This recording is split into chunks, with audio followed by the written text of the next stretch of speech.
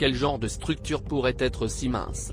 Bialy et Loeb ont suggéré un candidat, une voile légère, conçue pour exploiter l'élan des photons comme force propulsive. L'humanité a déjà démontré cette technologie dans l'espace. La sonde japonaise Icaro s'est rendue avec succès dans le voisinage de Vénus en 2010. Bialy et Loeb ont en outre calculé qu'une voile légère Oumuamua pourrait probablement survivre à un long voyage interstellaire. Compte tenu de la concentration de gaz et de poussière dans le milieu interstellaire et de la vitesse à laquelle l'objet rencontrerait ces taches de l'espace lointain, les chercheurs ont déterminé que Oumuamua pourrait se trouver à au moins 16 000 années-lumière de son système d'origine. Quoi que cela puisse être, la provenance d'Oumuamua reste un mystère. C'est une bonne nouvelle pour SETI, a déclaré Loeb, faisant référence à la recherche d'intelligence extraterrestre. Ce n'est pas de la spéculation, a-t-il ajouté. C'est fondé sur des preuves. Nous avons une anomalie dans les données.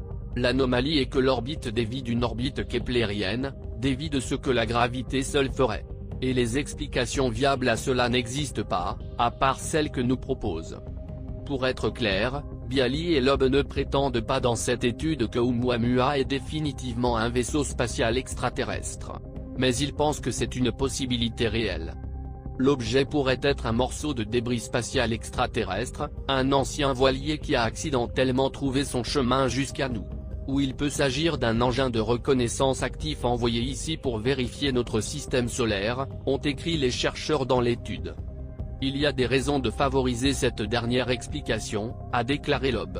Pour commencer, la découverte même de Oumuamua